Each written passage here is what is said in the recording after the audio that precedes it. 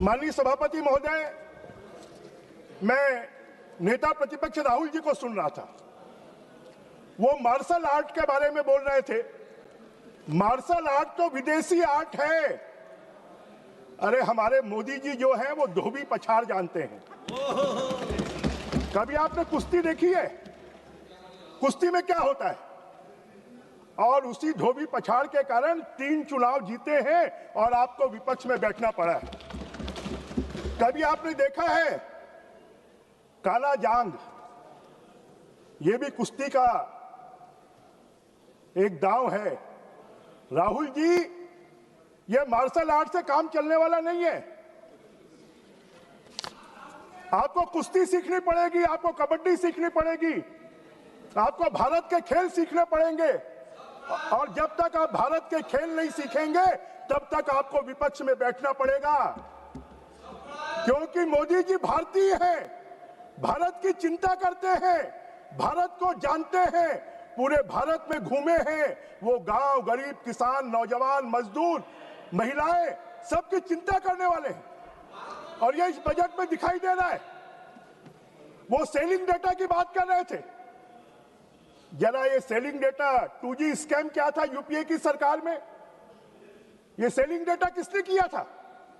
जरा इसके बारे में उनको बताना चाहिए। स्पेक्ट्रम जो थे वो तो पर्सनल एटीएम बन गए थे। स्पेक्ट्रम बेचकर वो पैसा कमा रहे थे।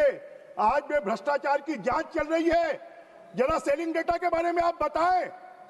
क्यों नहीं बताना चाहते? उसके बारे में आप चर्चा क्यों नहीं करते?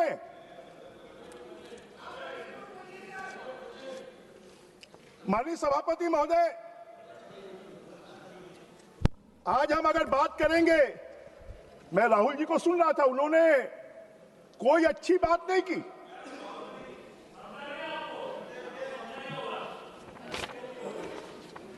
ये जो बजट है उनको ये समझ में नहीं आया। ये बजट खर्च का बजट नहीं है, निवेश का बजट है।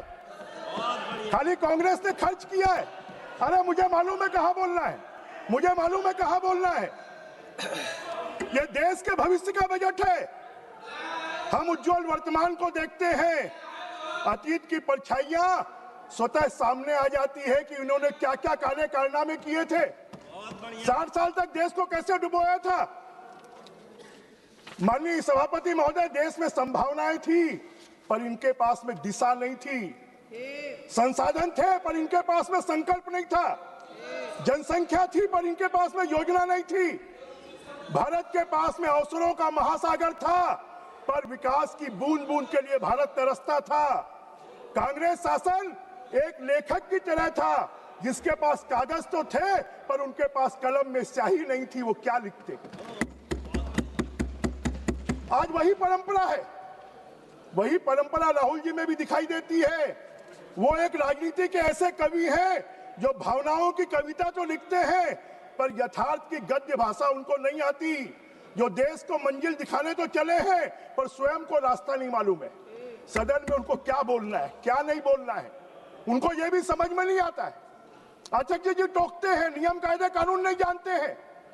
अपनी महिला सांसदों को प्रधानमंत्री की कुर्सी तक भेज देते हैं। क्या जानते हैं वो? क्या यही नियम कायदे कानून जानते हैं? यही अनुशासन जानते हैं? यही लोकतंत्र जानते हैं? और जब उनकी गलतियों को रोकने का काम लोकसभा अध्यक्ष करते हैं तो उनके खिलाफ में अविश्वास प्रस्ताव ले आते हैं। मैं इनकी निंदा करता हूं कि आप लोकसभा की कार्रवाई को ठीक तरीके से चलाना नहीं चाहते।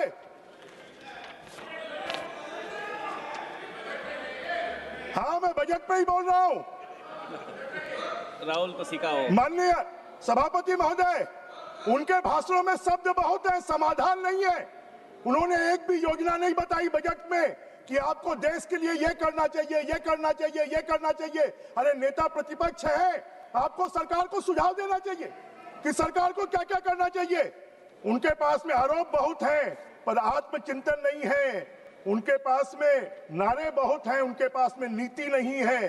वो आज किस प्रश्न को उठाते हैं?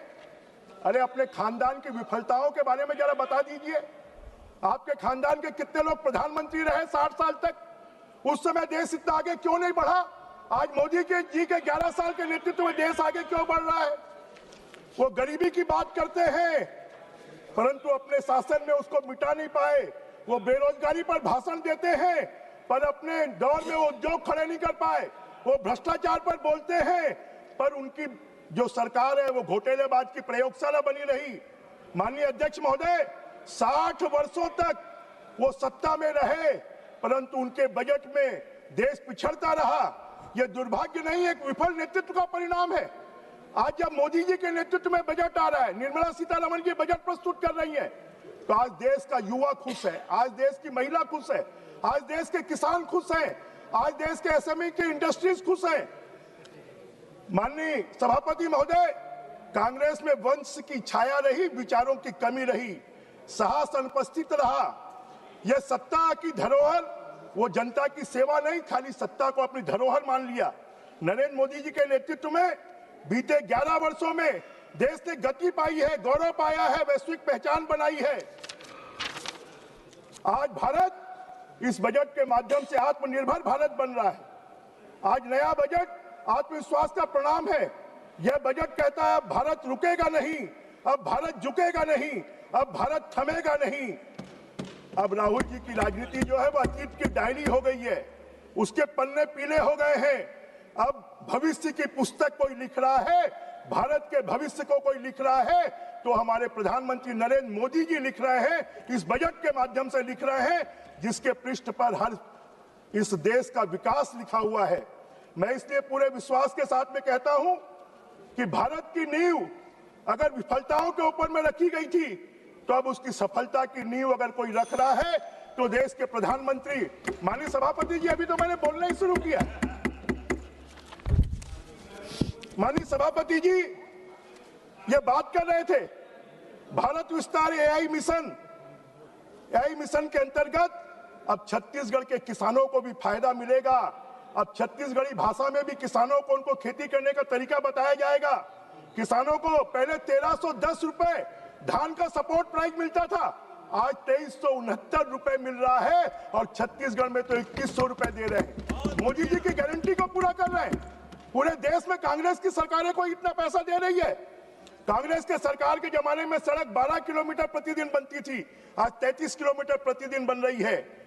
राहुल जी के परिवार के राज में भारत जो है विश्व के 5 देशों में गिनती होती थी, आज विश्व की चौथी अर्थव्यवस्था अगर बनी है तो मोदी जी के नेतृत्व में बनी है। आज माननीय सभापति महोदय, 40,000 करोड़ से रेयर अर्थ, आज हमारी बैटरियां बनना है, आज हमारे सेमीकंडक्टर बनना है। उनके लिए जिस रेयर अर्थ की आवश्यकता है, आज हमारे छत्तीसगढ़ में लिथियम मिला है, उसका विकास होगा, ये कॉरिडोर बनेगा। रेयर अर्थ के लिए 40,000 करोड़ रुपए रखा गया है। भुवनेश्वर से विशाखापट्टनम तक जो स्पीड कॉरिडोर बनाया जा रहा है, उसमें हमारे छत्तीसगढ़ को भी जोड़ मिलेगा और उसके माध्यम से छत्तीसगढ़ भी विकसित होगा। माननीय अध्यक्ष सभापति महोदय, राजकोषीय घाटा इनके समय पर जो 8.9% होता था, आज वो 4.4% हो गया है। इनके समय पर जो रेलवे ट्रैक 6.4 किलोमीटर प्रतिवर्ष बनते थे, आज वो 100 किलोमीटर प्रतिवर्ष बन रहे हैं। आज 15,000 स्कूल और 5,000 कॉलेज बनेंगे। अब वो कॉलेज खाली खेलने के लिए नहीं बनेंगे, अब वहां पर खेल के सामान बनाने का प्रयोगशाला बनेगी, उनको विकास मिलेगा। महिलाओं के लिए हर जिले में गर्ल्स हॉस्टल बनेंगे और वो गर्ल्स हॉस्टल के माध्यम से महिलाओं का तेजी से विकास होगा। माननीय सभापति महोदय, एक समर्पित फ्रेट कॉरिडोर बन रहा है दानकुनी से सूरत तक, वो छत्तीसगढ़ से होकर गुजरेगा और उसमें छत्तीसगढ़ का तेजी से विकास होगा। माननीय सभापति महोदय, मैं आपके माध्यम से कहना चाहता हूं कि पहले जो बजट, आज हमारा देश का बजट 53,47,000 करोड़ रुपए का हो गया है। हमारा पूंजीगत व्यय 12,22,000 करोड़ रुपए का हो गया है। हमारा प्रभावी पूंजीगत व्यय 17,15,000 करोड़ रुपए का हो गया है। हमारे रक्षा मंत्रालय अगर पाकिस्तान और चीन को सबक सिखाना है तो ये तो घोंसलों में घुस जाते थे। अब मोदी जी की सरकार ने बजट में इतनी व्यवस्था की है कि हमारे सैनिकों को पूरे साजो सामान मिलेंगे और पाकिस्तान में घुसकर मारने की आवश्यकता होगी तो वो भी हम देंगे। जल जीवन मिशन के लिए घर घर पानी पहुंचाने के लिए 67,670 करोड़ रुपए की व्यवस्था है। शिक्षा के लिए 42,100 करोड़ रुपए की व्यवस्था है। माननीय सभापति महोदय, आज के अवसर पर मैं आपके माध्यम से पूरे देश को बताना चाहता हूं कि जो विदेश में हमारे छात्र पढ़ने जाते हैं, उन छात्रों को पढ़ने के लिए जो 5% उनको ब्याज लगता था, अब वो 2% लगेगा। जो चिकित्सा के लिए जाएंगे उनको जो 5% ब्याज लगता था, वो भी अब 2% लगेगा। हमारे देश के छात्र अब विदेशों में उच्च शिक्षा प्राप्त कर पाएंगे और उसके माध्यम से हमारे देश की जो युवा पीढ़ी है वो तेजी से विकसित होगी। जो गृह ऋण, जिनके 2 घर हैं, उनको गृह ऋण के ब्याज में भी इनकम टैक्स से छूट दी गई है। कानूनों का सरलीकरण किया गया है। 10,000 करोड़ रुपए बी फार्मा की शक्ति के लिए रखा गया है। आर्थिक संप्रभुता के लिए कंटेनर चाइना से आते थे, अब 10,000 करोड़ रुपए हमारे मालों को विदेशी निर्यात करने के लिए कंटेनर के लिए रखा गया है। सेमीकंडक्टर के लिए 40,000 करोड़ रुपए रखा गया है। और कांग्रेस के जमाने में हमारे बैंक करप्ट हो गए थे, अब हमारे बैंक प्रॉफिट में आ गए। Madam, for the first time in the history of our country, the union budget was given on a Sunday, and that too on the auspicious occasion of Guru Ravidas Jayanti. Guru Ravidas ji, गरीब नवाज गुस्सैया मेरा माथे छतर धरे, एक ਇਹੋ ਜਿਹੇ ਗੁਰੂ ਜਿਨ੍ਹਾਂ ਨੇ ਦਬੇ ਕੁਚਲੇ ਪਿਛੜਿਆਂ ਦੀ ਆਵਾਜ਼ ਬਣ ਕੇ ਉਹਨਾਂ ਨੂੰ ਉੱਪਰ ਚੱਕਣ ਵਾਸਤੇ ਪੂਰਾ ਯੋਗਦਾਨ ਪਾਇਆ ਤੇ ਜਿਹਦੇ ਕਰਕੇ ਉਹ ਸਤਿਕਾਰੇ ਜਾਂਦੇ ਨੇ। ਜਦ ਗੁਰੂ ਰਵਿਦਾਸ ਜੀ ਦੇ ਜਯੰਤੀ ਵਿੱਚ ਇੱਕ ਐਤਵਾਰ ਦੇ ਦਿਨ ਬਜਟ ਪੇਸ਼ ਹੁੰਦਾ ਹੈ ਤੇ ਲਾਜ਼ਮੀ ਹੈਗਾ ਕਿ ਦੇਸ਼ ਦੇ ਪਿਛੜਿਆਂ ਤੇ ਗਰੀਬਾਂ ਨੂੰ ਬਹੁਤ ਵੱਡੀ ਉਮੀਦਾਂ ਸੀਗੀਆਂ ਕਿ ਇਸ ਜਯੰਤੀ 'ਚ ਜ਼ਰੂਰ ਗੁਰੂ ਰਵਿਦਾਸ ਜੀ ਦੇ ਸੋਚ ਦੇ ਉੱਤੇ ਪਹਿਰਾ ਦਿੰਦੇ ਹੋਏ, ਜਿੱਥੇ ਮਾਨਯ ਪ੍ਰਧਾਨ ਮੰਤਰੀ ਨੇ ਜੇ ਨਾ ਕੇ ਜਲੰਧਰ ਵਿੱਚ ਉਸ ਸਥਾਨ 'ਚ ਵੀ ਨਤਮਸਤਕ ਹੋਏ ਸੀਗੇ कि पंजाब ਨੂੰ ਕੁਝ ਦੇ ਕੇ ਜਾਣਗੇ, ਬਜਟ 'ਚ ਦੇਣਗੇ ਜਾਂ ਪੰਜਾਬ ਜਾ ਕੇ ਐਲਾਨ ਕਰਨਗੇ। ਲੇਕਿਨ ਮੈਡਮ, ਮੈਨੂੰ ਹੈਰਾਨੀ ਇਸ ਗੱਲ ਦੀ ਹੈ that although the honorable minister says that her government sankalp is to focus on the poor, underprivileged and disadvantaged and to deliver this